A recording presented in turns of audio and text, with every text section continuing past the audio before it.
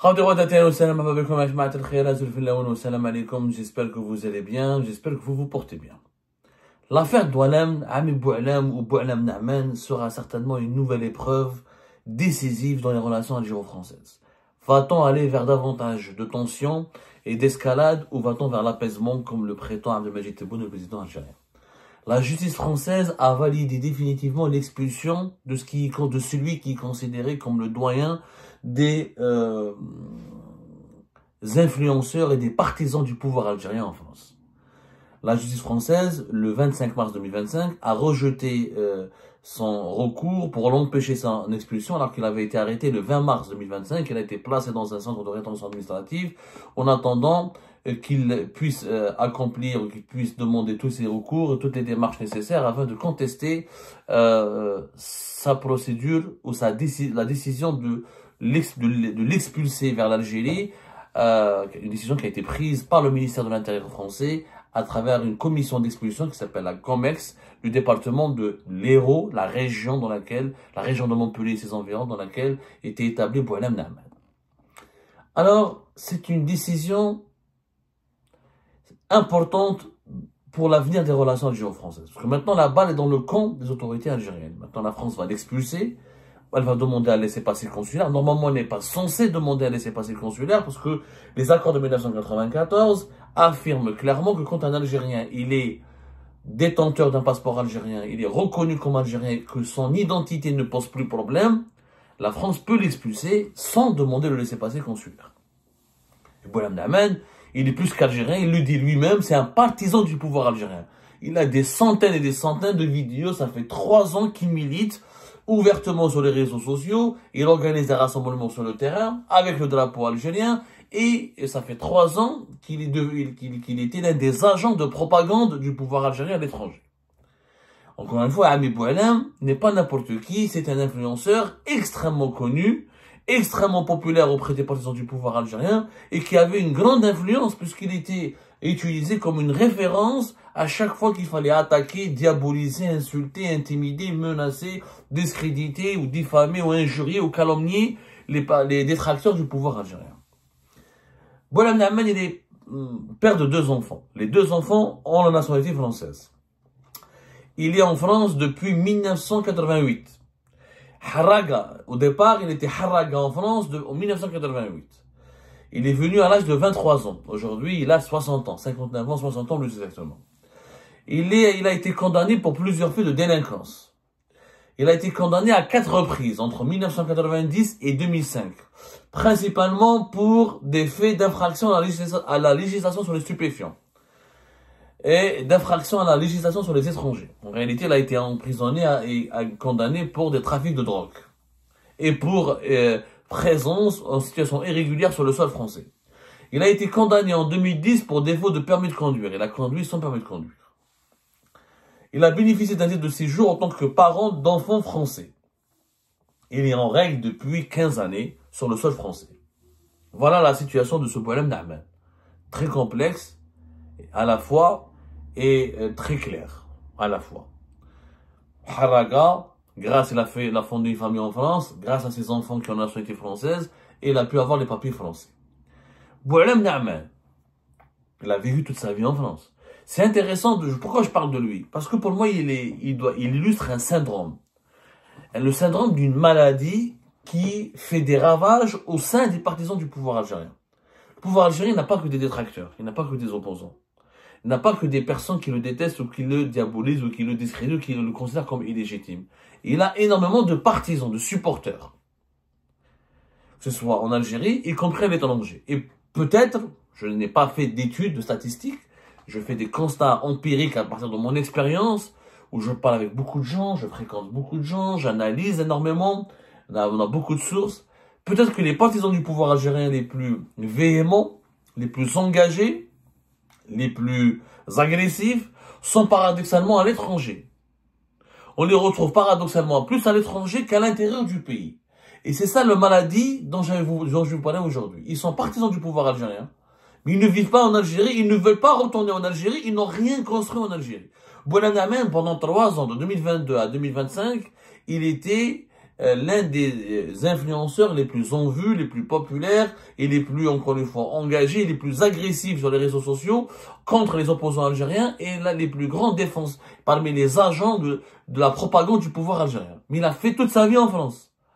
Depuis 88, il est en France. Qu'est-ce qu'il a bâti en Algérie? Quasiment rien. Il n'a pratiquement rien en Algérie. D'ailleurs, il n'a tellement rien que j'ai une anecdote que je vous révèle aujourd'hui sur ce personnage qui illustre encore une fois la complexité, la profondeur complexe, ou la profondeur, plutôt la profondeur de la complexité des supporters du pouvoir algérien, qui ont vraiment, je pense qu'ils sont un peu déstabilisés psychologiquement. Leur psychologie, parce qu'on s'intéresse beaucoup aux opposants, aux acteurs du changement, aux activistes qui sont contre le pouvoir algérien. Mais on parle jamais des supporters du pouvoir algérien. On parle très rarement d'eux. Quand on parle d'eux, juste pour évoquer leurs dérives, leurs dérapages, leurs menaces, leur comportement répréhensible. Mais on s'intéresse pas assez à leur psychologie. Comment ils réfléchissent psychologiquement? Pourquoi ils pourquoi ils sont aussi engagés en faveur du pouvoir algérien? Pourquoi ils sont des supporters indéfectibles? Pourquoi ils lui apportent un soutien indéfectible? Pourquoi ils sont des supporters invétérés? Pourquoi ils sont convaincus que le pouvoir algérien a raison et qu'il faut s'en prendre violemment à tous ses détracteurs? Boualem Namen, le 9 janvier 2025, quand il a été expulsé par les autorités françaises, accompagné par 2 policiers sur un vol de Air France. 2 policiers français. Quand il est arrivé en Algérie, à Alger, bien sûr, son admission a été refusée au territoire français et les policiers, la PAF algérienne, la police aux frontières, a reçu des instructions pour le renvoyer en France.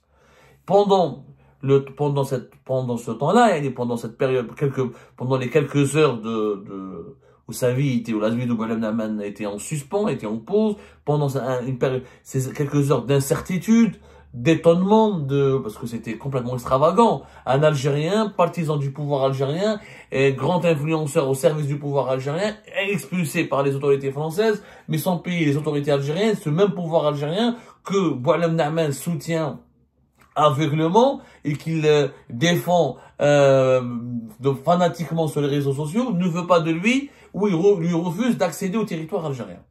Mais toute cette situation absurde, il y a un autre élément qui n'a jamais été raconté, qui est encore plus absurde que toute l'histoire elle-même, et qui rajoute à cette absurdité une dimension totalement tragique, comique à la fois et tragique, parce que c'est tragique et comique, ça fait rire et ça fait pleurer, c'est que Boualem Namen, les policiers algériens, devant les policiers français, pour narguer les policiers français qui l'accompagnaient, les policiers algériens lui ont posé la question. Ils ont dit à Boualem Namen, écoute, est-ce que toi, tu as envie de rester en Algérie ou tu as envie de retourner en France? Et qu'est-ce qu'il leur a dit, Boualem Namen, devant les policiers français, hein, le 9 janvier 2025? Il leur a dit, bah non, moi je vais retourner en France. Je veux pas rentrer en Algérie. Boualem Namen, influenceur, défenseur, fanatique du pouvoir algérien. Quand il arrive à Alger, accompagné des policiers français, il dit aux policiers algériens, dans la PAF algérienne, la police aux frontières, comme devant ses accompagnateurs français qui sont des flics français, il dit que non, moi je veux pas rester en Algérie, je veux retourner en France. Attends. Psychologiquement, non, si on analyse de façon psychanalytique, on est en plein délire. C'est une histoire délirante. Tous les régimes autoritaires et totalitaires, ils ont leurs partisans. Poutine, il a beaucoup de partisans. Erdogan a beaucoup de partisans. On voit ce qui se passe en ce moment en Turquie, des grandes manifestations lorsque le régime Erdogan a arrêté, emprisonné le maire d'Istanbul, qui est l'un de ses opposants et parmi une grande menace pour son avenir politique. Mais les dictateurs, les partisans de ces dictateurs, soutiennent ces dictateurs parce que ils ont des arguments. Ils ont des arguments rationnels. Ils soutiennent de Poutine, ils relèvent mais Poutine, il a fait de notre pays une grande puissance. Il défend notre pays contre l'OTAN et l'impérialisme américain ou l'impérialisme européen. Donc grâce à Poutine, nous avons organisé une Coupe du Monde, nous avons une industrie, nous avons une souveraineté alimentaire. Les partisans d'Erdogan, la même chose. La Turquie, c'est une puissance régionale, c'est une puissance émergente, elle fait partie des 20 ou des 25 pays les plus riches du monde. La Turquie construit des drones, construit des avions. Donc souvent, les partisans de ces dictateurs s'appuient sur des bilans positifs de ces dictateurs pour justifier leur soutien et pour justifier leur attachement et pour expliquer pourquoi ils adhèrent et soutiennent ces dictateurs. Or, pour le régime algérien, les supporters du régime algérien, quels sont leurs arguments? Le pays il est stable, sécurité nationale, où le pays est menacé, justement, la sécurité du pays est menacée par des puissances étrangères et par des puissances hostiles à l'Algérie, Maroc, Israël, France ou Émirats Arabes Unis. Comme notre pays est en danger, on doit soutenir le pouvoir algérien pour protéger notre pays. C'est l'argument phare, il n'y a pas d'autres arguments. Parce qu'il n'y a pas de bilan sur le plan économique. L'Algérie ne fabrique pas des avions, elle n'exporte pas des produits, mis à part le pétrole et le gaz, n'exporte pratiquement rien du tout. Il n'y a pas de prospérité économique, il n'y a pas de richesse nationale créée et partagée équitablement, il n'y a pas de croissance économique dynamique, on n'organise pas une Coupe du Monde, ça fait depuis 1990 qu'on n'a pas organisé une Coupe d'Afrique. Donc il n'y a pas beaucoup d'événements ou d'acquis ou de réalisations positives pour permettre aux supporters du pouvoir algérien de mettre en valeur leur soutien et leur attachement au pouvoir algérien. Très très peu de réalisations positives. Donc le principal argument, notre pays menacé est en danger et les opposants algériens sont manipulés par les puissances étrangères pour diviser le pays. Pour que l'Algérie ne soit pas divisée et ne soit pas ravagée par la guerre, on doit soutenir le pouvoir algérien. Ok, mais quand tu soutiens un pouvoir, tu acceptes de vivre avec lui. Les partisans de Poutine vivent en Russie. Les partisans d'Erdogan vivent en Turquie. Les partisans des autres dictateurs à travers le monde, que ce soit la Biélorussie ou d'autres pays, où ils vivent dans ce pays-là. Bien sûr, Poutine, il a des partisans qui sont à l'étranger, mais ça reste des Russes qui, quand ils ont l'occasion de vivre dans leur pays, ils refusent pas de rentrer dans leur pays. Les partisans de Erdogan ne refusent pas l'occasion de rentrer ou de vivre dans leur pays. Et la majorité des partisans de ces régimes vivent dans le pays, parce que ces régimes-là ont créé des environnements économiques et sociaux qui permettent à leurs partisans de profiter de la vie dans leur pays. Les partisans du pouvoir algérien, majoritairement, beaucoup plus à l'étranger qu'à l'intérieur du pays, parce qu'à l'intérieur du pays, les Algériens et les Algériens ont prouvé qu'ils étaient des opposants au Darul Hira, qu'on kharjou par des millions, et le taux de boycott des élections présidentielles, ou de toutes les élections récentes de 2020-2019 a prouvé que les partisans du pouvoir algérien sont une minorité à l'intérieur du pays. Ils s'expriment pas beaucoup. Il n'y a pas beaucoup. Les influenceurs pro-régime algérien, les plus connus, les plus populaires, qui ont le plus de clics, qui font le plus de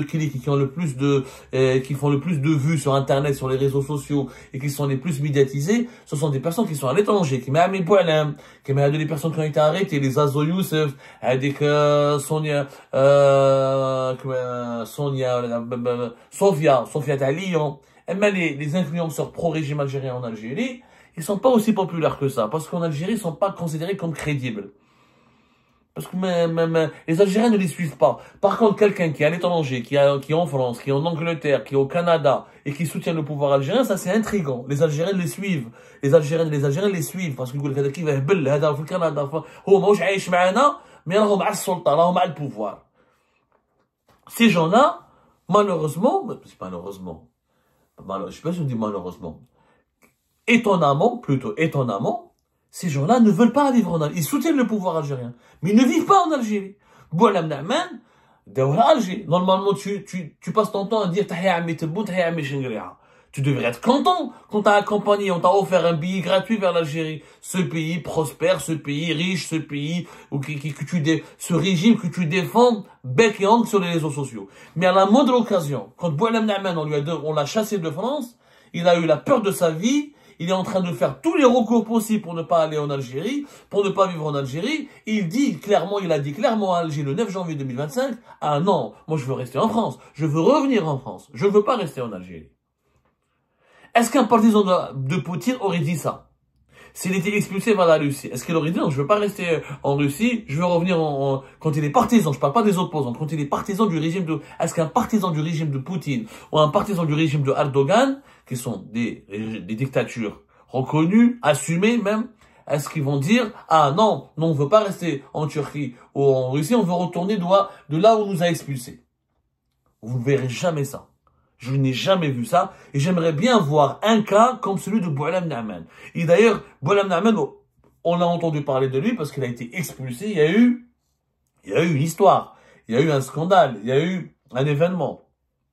Mais tous ceux qui soutiennent, toutes celles et ceux qui soutiennent le pouvoir algérien ne vivent pas en Algérie, ils sont à l'étranger. Est-ce que les Sofia, les Hamzazo Youssef, les Ahmed Tintin, tous ceux qui ont été arrêtés, ou qui ont été placés sous enquête, ou surveillés par les autorités, les services de sécurité français, et beaucoup d'autres beaucoup d'autres des figures médiatiques aussi, qui ne sont pas influenceurs, certaines personnalités, des anciens politiques ou des anciens journalistes, etc., qui soutiennent le pouvoir algérien et qui vivent à l'étranger. À aucun moment, ils n'ont voulu aller s'installer en Algérie, construire quelque chose en Algérie. Ils vivent de la France, généralement, des aides sociales de l'État français, ils profitent de la qualité de vie en France, ils profitent des logements sociaux en France, de la qualité des systèmes de soins en France, et pourtant, ils insultent jour et nuit la France, ils glorifient jour et nuit le pouvoir algérien. Ils insultent la France parce que la France abrite et accueille, donne la possibilité aux opposants algériens d'être des réfugiés politiques, elle les protège. Elle est insultée jour et nuit.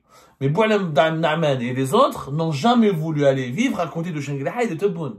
Ils soutiennent Tebboune et Chengueléha, mais ils ne veulent pas vivre à leur côté. C'est quand même une schizophrénie. Il y a quand même quelque chose qui relève de la schizophrénie, oui ou pas? Il y a quelque chose qui relève de la psychanalyse qu'il faut absolument analyser. Parce que les supporters du pouvoir algérien, en réalité, ils ont un trouble. Certains, je ne parle pas de tous, hein, parce que il y a certains supporters qui sont reconnus, qui assument, qui sont honnêtes avec eux-mêmes, ils disent qu'ils aiment le pouvoir, ils aiment la répression, je ne crois pas à la démocratie, ça me fait peur la démocratie, j'ai peur que les islamistes reviennent au pouvoir, ou là j'ai peur que mon pays soit, je préfère la dictature, ou le fawda, ou l'anarchie. C'est un argument qui a à débattre. Mais la majorité de ces influenceurs connus, des personnes, des défenseurs connus, réputés, populaires du pouvoir algérien, qui vivent à l'étranger, et souffrent d'une véritable schizophrénie. Parce que ils ont les moyens de vivre en Algérie, mais à côté de Chengueléha et de Tebboune, mais à aucun moment ils ont voulu. Chef Naïm Tintin, dont on ne parle pas assez, dans la région de Grenoble, son procès début du mois de mars, c'était le mois de mars, c'est ça, fin février, début du mois de mars. Quand il a eu son procès, à côté de Grenoble, il est venu avec son bébé. Il est venu avec son bébé pour que les juges, c'est le 5 mars, pour que les juges aient pitié de lui et ne l'expulsent pas. Et pourtant, Naïm Tintin, dans ses vidéos, il disait, comme les opposants, Wallah, c'est la France, elle soutient, ou elle fait du mal contre nos autorités, on va faire des émeutes en France. Quand la France veut l'expulser, pour le renvoyer chez Ahmed Tebboune et chez Ahmed Chengueléha, il a ramené son bébé pour supplier les juges français de ne pas... Donc, c'est quelque part, il y a un trouble psychologique. Il y a un trouble psychologique. Il y a un trouble qui relève de la psychologie mentale. Le mental des supporters des régimes algériens souffre d'une certaine maladie, d'un syndrome, qu'on peut appeler le syndrome Ami Boualem. Ils sont fascinés par le pouvoir algérien, mais ils ne voudraient jamais, ils voudraient jamais laisser tomber la France ou quitter la France ou abandonner leur train de vie en France pour aller vivre en Algérie. Jamais. Et pourtant, ils devraient être honnêtes, s'ils sont cohérents avec leurs propres principes, ils devraient être les premiers à être en Algérie. Parce qu'on a l'Algérie va bien, ou le pays il est stable, ou c'est les opposants qui sont des salopards, qui sont des traîtres. Ou l'étranger. Il faut revenir en Algérie et profiter de cette stabilité, de ce développement, de cette sécurité. Alors que eux non, ils veulent profiter de la France, des droits de la démocratie française, de l'état de droit français, de la prospérité en France, de la qualité de vie en France, mais tout en insultant, diffamant, dénigrant la France parce qu'elle héberge aussi, elle accueille aussi les réfugiés politiques algériens et les opposants algériens. C'est un véritable trouble mental. Ça relève, ce qui démontre à la fin, en conclusion, que défendre, dans le camp des partisans du pouvoir algérien, il y a une certaine instabilité mentale, il y a une certaine instabilité psychologique. Et ils sont attirés par la violence de ce régime. Ils sont attirés par sa brutalité. Et non pas par son bilan, ses valeurs ou ses réalisations. Parce qu'ils ont un penchant vers la violence, un penchant vers la radicalité, un penchant envers une attirance vers, ils sont attirés par la brutalité, la violence et la radicalité. C'est pour ça qu'ils soutiennent au final le pouvoir algérien.